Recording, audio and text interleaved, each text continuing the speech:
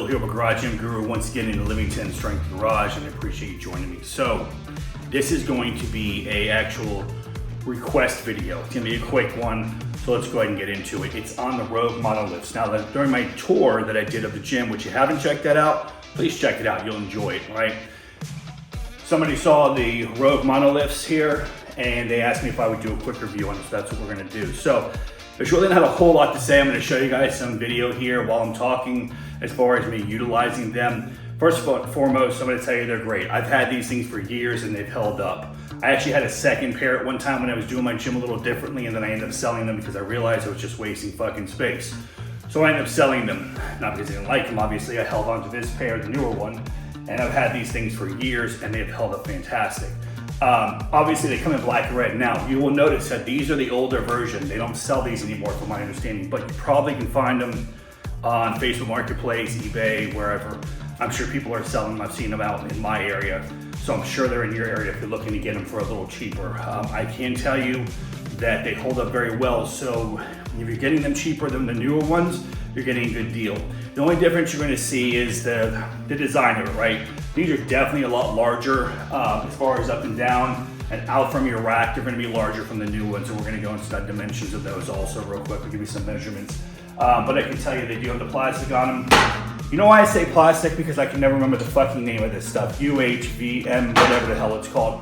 It's the plastic they put on here so that you don't ruin your bar, plain and simple, so it's not metal on metal. Now I can tell you, is it gonna get scratched up? Sure, that's just gonna happen. That's what happens with these things.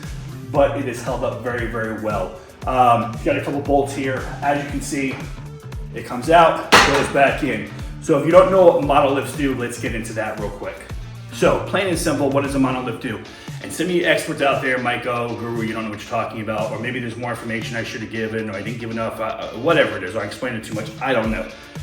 This is what I utilize it for. Now, normally what they do is it's so the fact that when you have general J cups, let me grab one. So, a regular J cup for you guys. Helps if I put it on the right way, so you guys can actually see it.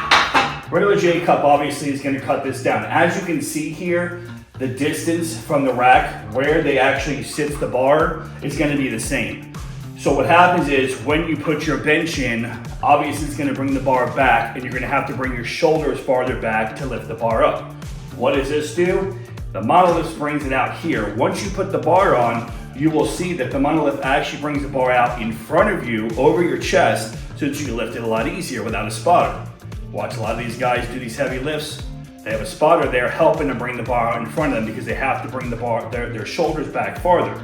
What happens after you take the bar off here is it goes back right in place, and then when you bring the bar back up, all they gotta do is shift back and let it go. It takes the stress off of your shoulders when you're doing bench press. Now, they're utilized a lot for squats as well. I don't do on the shoulder squats because I have shortening of the vertebrae, too many back injuries.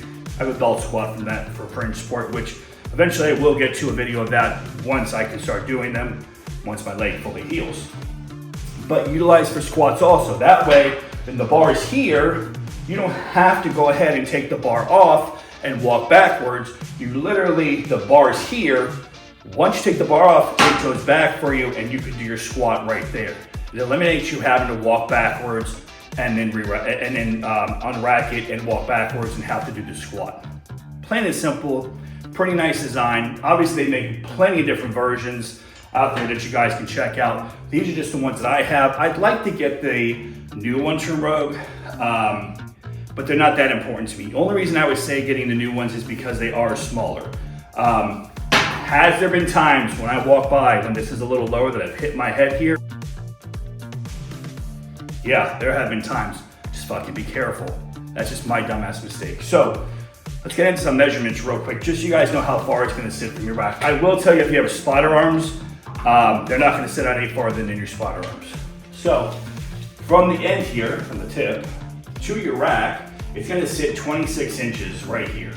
Over here from end to end, it's gonna sit just about 2 feet, about 24 inches here for you guys. When it brings the bar out for you, about right here, you're looking at about 15 inches total right here. Just a little bit under, maybe 14 and a half to be exact is where your bar is gonna sit. So, real quick, do I think that these things are worth it while you're bench pressing, squatting, all that kind of stuff? Yes. Sometimes I even utilize them for shoulder presses.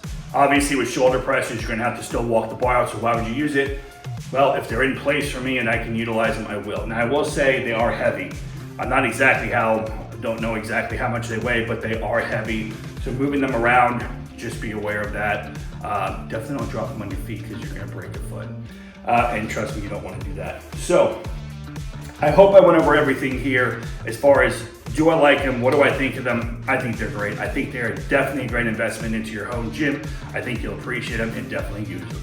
Once again, guys, thanks for joining me. And as always, live like a 10.